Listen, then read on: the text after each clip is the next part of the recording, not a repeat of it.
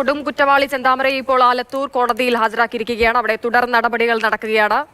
Remand റിപ്പോർട്ടിന്റെ വിവരങ്ങളാണ് നേരത്തെ നമ്മൾ പങ്കുവച്ചത്. ഒരു മനസ്താപവുമില്ലാത്ത കുറ്റവാളി എന്നാണ് റിമാൻഡ് റിപ്പോർട്ടിൽ ചെന്താമരയെക്കുറിച്ച് പോലീസ് പറയുന്നത്. ഒപ്പം തന്നെ കൃത്യമായ ആസൂത്രണത്തോടെയാണ് ഇയാൾ ഈ കൊലപാതകങ്ങൾ നടപ്പിലാക്കിയത്. പ്രതി അയൽക്കാരെ പലതവണ ഭീഷണി മുഴക്കിയിട്ടുണ്ട്, കൊല്ലുമെന്ന് ഭീഷണി മുഴക്കിയിട്ടുണ്ട് എന്ന കാര്യങ്ങളടക്കം റിമാൻഡ് റിപ്പോർട്ടിൽ സൂചിപ്പിക്കുന്നു. ഇപ്പോൾ നേരത്തെ ഗൂഗിൾ പങ്കുവച്ച വിവരം അനുസരിച്ച് 2 ദിവസത്തിന് ശേഷം മാത്രമാണ് കസ്റ്റഡി അപേക്ഷ നൽകുക. കാരണം ഇയാൾ പറഞ്ഞ മൊഴികളിൽ പലതിലും വൈരുദ്ധ്യമുണ്ട്. തെറ്റിദ്ധരിപ്പിക്കാനുള്ള മനഃപൂർവ്വമായ ശ്രമം കൂടി ഇയാൾ നടത്തുന്നുണ്ട്. ഒരു ഭാവവ്യത്യാസങ്ങളുമില്ലാതെ പോലീസ് ചോദിക്കുന്നതിനൊക്കെ ഉത്തരങ്ങൾ പറയുന്നുണ്ടെങ്കിലും ആ ഉത്തരങ്ങളൊക്കെ പക്ഷേ പരസ്പര പൂരകങ്ങളാണോ അതോ പല മിസ്ലീഡിംഗ് ആയ കാര്യങ്ങളും ഇയാൾ പറയുന്നുണ്ടോ എന്ന കാര്യമൊക്കെ പോലീസ് വിശദമായി പരിശോധിച്ച ശേഷമാകും കസ്റ്റഡി അപേക്ഷ നൽകുക. കാരണം കസ്റ്റഡിയിൽ കിട്ടിയാലാണ് മറ്റ് നടപടികളിലേക്ക്, തെളിവെടുപ്പ് അടക്കമുള്ള കാര്യങ്ങളിലേക്ക് പോലീസ് പോവുക. നിലവിൽ ഉടൻ തന്നെ അങ്ങനെ ഒരു സാധ്യതയിലെ പോലീസ് മുന്നിൽ കാണുന്നില്ല. അതുകൊണ്ടാണ് 2 ദിവസങ്ങൾക്ക് ശേഷം കസ്റ്റഡി അപേക്ഷ നൽകാനുള്ള തീരുമാനത്തിലേക്ക് പോലീസ് വന്നിരിക്കുന്നത്. നിലവിൽ ആലത്തൂർ കോടതിയിൽ റിമാൻഡ് റിപ്പോർട്ടിലെ വിവരങ്ങൾ നമ്മൾ പങ്കുവയ്ക്കുമ്പോൾ ആലത്തൂർ കോടതിക്കുള്ളിലാണ് ചെന്താമരയും പോലീസ് സംഘവും ഉള്ളത്. വളരെ വേഗത്തിൽ തന്നെ എനിക്ക് കുറച്ച് മിനിറ്റുകൾക്കകം തന്നെ കോടതി നടപടികൾ പൂർത്തിയാകുമെന്ന് പ്രതീക്ഷിക്കുന്നു. ഗൂഗിൾ വിഎസ് ചേരുന്നുണ്ട് വിവരങ്ങൾ നൽകാനായി. ഗൂഗിൾ, കോടതി നടപടികൾ എങ്ങനെയാണ് പുരോഗമിക്കുന്നത്, അതോടൊപ്പം തന്നെ റിമാൻഡ് റിപ്പോർട്ടിൽ പോലീസ് ഉൾപ്പെടുത്തിയിരിക്കുന്ന മറ്റു വിവരങ്ങൾ കൂടി. അതായത് ഇതിൽ പ്രധാനമായും ഇപ്പോൾ കോടതി നടപടികൾ ആരംഭിക്കാൻ പോകുന്നുള്ളൂ. അതായത് ഈ അല്പസമയത്തിനുള്ളിൽ തന്നെ നടപടികൾ ആരംഭിക്കും. ചെന്താമരയ്ക്ക് വേണ്ടി അഭിഭാഷകനായ ജേക്കബ് മാത്യു വക്കാലത്ത് ഏറ്റെടുത്തിട്ടുണ്ട്. ഇതിൽ റിമാൻഡ് റിപ്പോർട്ടിലെ കൂടുതൽ വിവരങ്ങൾ, അതായത് പ്രധാനമായുള്ള വിവരങ്ങൾ വരുന്നത് ഇയാൾക്കെതിരെയുള്ള രൂക്ഷമായ ഭാഷയിലുള്ള കാര്യങ്ങൾ തന്നെയാണ് ഈ റിമാൻഡ് റിപ്പോർട്ടിൽ പറഞ്ഞിട്ടുള്ളത്. പ്രതി മനസ്താപമില്ലാത്ത കുറ്റവാളിയാണ്. തൻ്റെ പദ്ധതി കൃത്യമായി നടപ്പാക്കിയതിൻ്റെ സന്തോഷം പ്രതിക്കുണ്ടായിരുന്നു. കൊല നടത്തിയത് കൃത്യമായ ആസൂത്രണത്തോടെ. ഇതിനായി ദിവസങ്ങൾക്ക് മുൻപ് തന്നെ ഇയാൾ കൊടുവാൾ വാങ്ങിയിരുന്നു.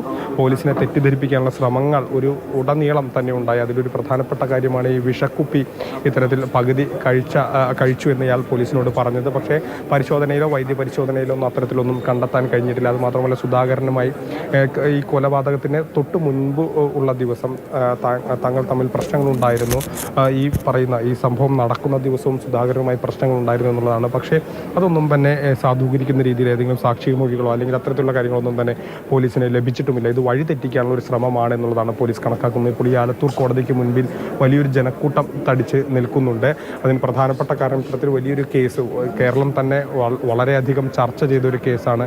അത്തരത്തിൽ കേരളം വലിയ രീതിയിൽ ചർച്ച ചെയ്യുന്ന കേസിലെ പ്രതിയെ കാണുന്നതിന് വേണ്ടി അല്ലെങ്കിൽ അത് കാണുന്നതിന് വേണ്ടിയാണ് ഇത്ര വലിയൊരു ജനക്കൂട്ടം ഈ പ്രദേശത്ത് തടിച്ച് കൂടി നിൽക്കുകയാണ്. ഈ ആലത്തൂർ എന്ന് പറയുന്നത് ഈ സംഭവം നടന്ന നെന്മാറയിൽ നിന്ന് അല്പം ദൂരെയാണ്, അല്പം മാറിയാണ്. ഏകദേശം ഒരു 10 കിലോമീറ്റർ 15 കിലോമീറ്ററിലധികം മാറിയാണ്. പക്ഷേ ഇവിടെ ഇത്തരത്തിലൊരു കേരളം മുഴുവൻ ചർച്ച ചെയ്യുന്ന ഒരു കൊലപാതക കേസിലെ പ്രതിയെ എത്തിച്ചിട്ടുണ്ടെന്നറിയാൻ വലിയ രീതിയിലുള്ള ആളുകൾ അല്ലെങ്കിൽ കൂടുതൽ ജനങ്ങൾ ഇവിടെ തടിച്ചു കൂടുന്ന ഒരു കാഴ്ചയാണ് കാണുന്നത്. കൂടുതൽ അഭിഭാഷകർ ഇപ്പോൾ കോടതിക്കകത്തേക്ക് എത്തുന്നത് നമുക്ക് കാണാം. ഏതായാലും അല്പസമയത്തിനുള്ളിൽ കോടതി നടപടികൾ ആരംഭിക്കുമെന്നുള്ള വിവരമാണ് നമുക്ക് ലഭ്യമാകുന്നത്. ഈ ഒരു 4 മണിക്ക് ഇത്തരത്തിൽ കോടതിയിൽ ഇയാളെ ഹാജരാക്കും. അല്ലെങ്കിൽ ആ 4 മണിക്ക് ശേഷമാണ് പോലീസ് സ്റ്റേഷനിൽ കൊണ്ടുവരിക എന്ന് പറഞ്ഞിരുന്നു. 4:30 ശേഷമാണ് ഇപ്പോൾ കോടതി നടപടികൾ ആരംഭിക്കുകയാണ് എന്നുള്ളതാണ് മനസ്സിലാക്കാൻ കഴിയുന്നത്. വലിയ ഒരു പോലീസ് വിന്യാസം ഇവിടേക്ക് ഉണ്ട്. കാരണം നെന്മാറ പോലീസ് സ്റ്റേഷനിൽ ഇന്നലെ രാത്രി ഉണ്ടായ പ്രശ്നങ്ങളൊക്കെ തന്നെ നമ്മൾ കണ്ടതാണ്.